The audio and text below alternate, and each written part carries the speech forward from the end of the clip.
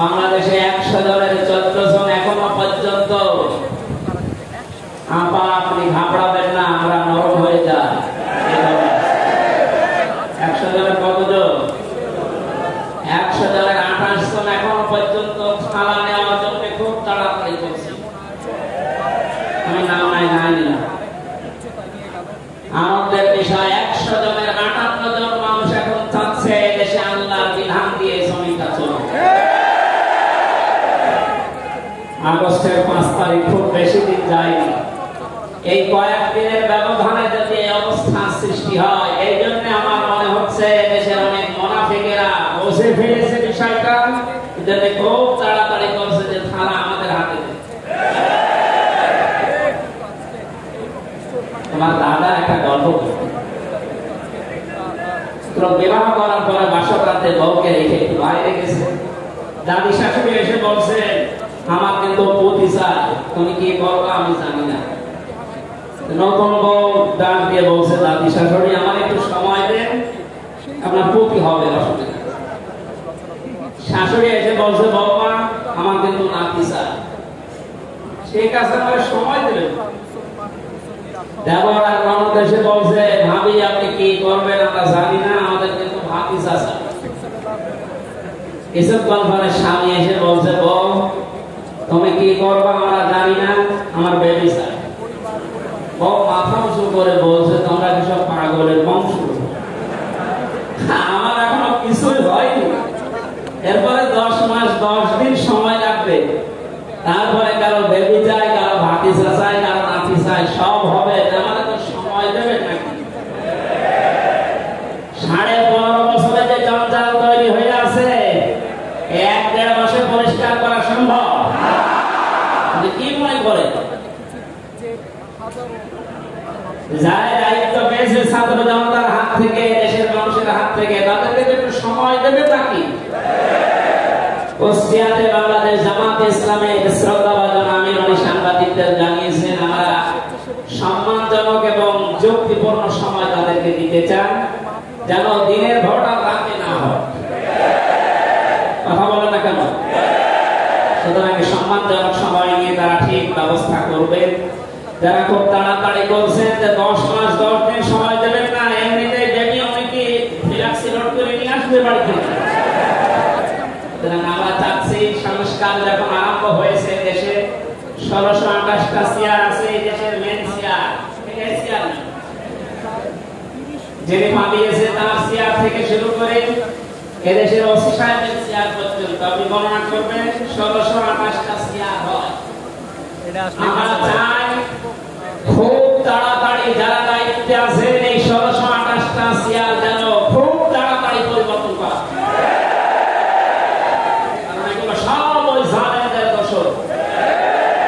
এগুলো পাল্টিয়ে বৈষম্যের শিকার হয়ে 15.5 বছর যারা হয়েছিলেন, যারা নিজেদের চেয়ার পর্যন্ত পৌঁছাতে পারে না, আমরা চাই তাদেরকে এই সমস্ত জায়গাগুলোতে দেওয়া হোক। জালেমদেরকে আমরা হেদায়েত দেই না, তার বাস্তব প্রমাণ কায়েমের একটা গল্প।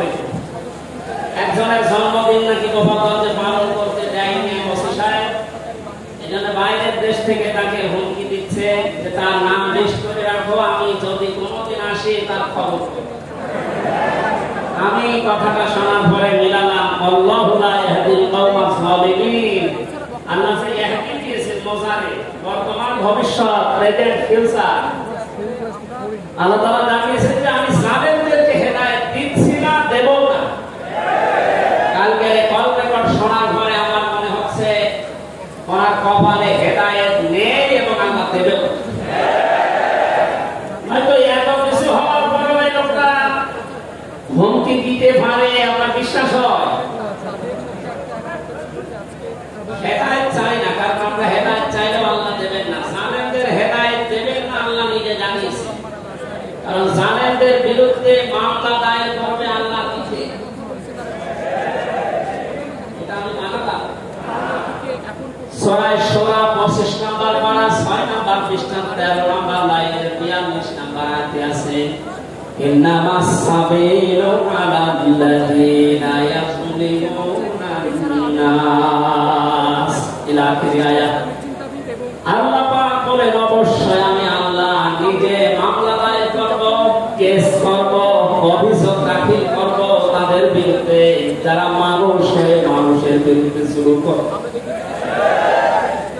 ইয়াজলিমুনাল মুসলিমুনা কি যে মুসলমানদের উপরে যারা জুলুম করে, ইয়াজলিমুনান নাস দিয়েছেন যারা মানুষের উপরে জুলুম করে, অত্যাচার করে, এরা আমির হামজার মামলার আসামি না, এরা সরাসরি আল্লাহর মামলার আসামি। 1628 জন যারা ছিলেন আপনারা কিন্তু বাংলাদেশের কারো মামলার আসামি না, সবাই এখন আল্লাহর মামলার আসামি।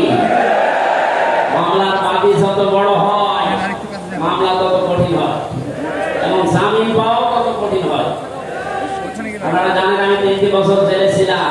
আমার যে মামলা ছিল আমার মনে হয় আমি সাজাও লাগিয়ে দিত সর্বোচ্চ 3 মাস, কিন্তু মামলার বাদী যেহেতু একেবারে আমরা বলি, এই জন্য বহুবার মামলা সিএমএম কোর্ট জজকে ধায় উঠে উঠা বলে না, হবে না। এই কয়েকদিন আগে মামলা আমার সব খারিজ হয়ে গেছে। আমি মনে করলাম মাননীয় আদালতকে প্রশ্ন করি যে আমার মামলা তো আপনার কাছে 3 বছর ছিল, এতদিন তো কিছু করেননি, হঠাৎ এখন বলছেন কোনো দোষ নেই, সব ব্যবসা খালাস করে দিলাম। মামলাটা হাতে নিয়ে উনি বলছে এর ভেতরে তো কোনো ম্যাটারেস নেই, কি দিয়ে এতদিন এই কথা বললে তো আমার 3 বছর ছেলে থাকা লাগে না।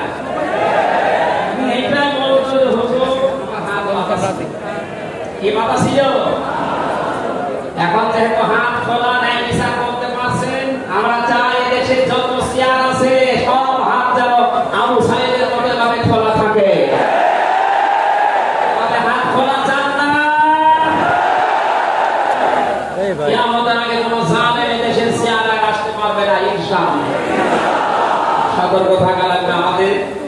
এখানে যারা তাড়াহুড়া করছেন আপনারা একটু শান্ত হন, আগে 10 মাস 10 দিন সময় দেন, আসর হোক, কথা বলে দেখেন না। আল্লাহ আপনাদেরকে সম্মতি দান করুন, আমিন। দরুদ আর সালাম পড়ছি আমাদের নবী মুহাম্মদ রাসূলুল্লাহ সাল্লাল্লাহু আলাইহি ওয়াসাল্লামের প্রতি। আজকে সেই বিকাল 3টা থেকে শুরু করে রাত 9টা পর্যন্ত এদেশের কথিত দশা আলেমদের মুখে, ইসলামিক চিন্তাবিদদের মুখে এবং জাতীয় নেতৃবৃন্দের মুখে আপনারা নবীর সিরাত সম্পর্কে বিভিন্ন কথা শুনতেছেন, আমি লাইভ দেখছি। আমার আজকে আলোচনার বিষয় রাসূল সাল্লাল্লাহু আলাইহি ওয়াসাল্লাম কেন একমাত্র আদর্শ। এই পয়েন্টের উপরে কোরআন শরীফ থেকে হাদিস থেকে আমি 18টা পয়েন্ট বের করেছি। খুব সংক্ষেপে এর উপরে আপনাদের সামনে কথা উপস্থাপন করার চেষ্টা চালাবো ইনশাআল্লাহ। ওয়া মা তাওফীকি ইল্লা বিল্লাহ।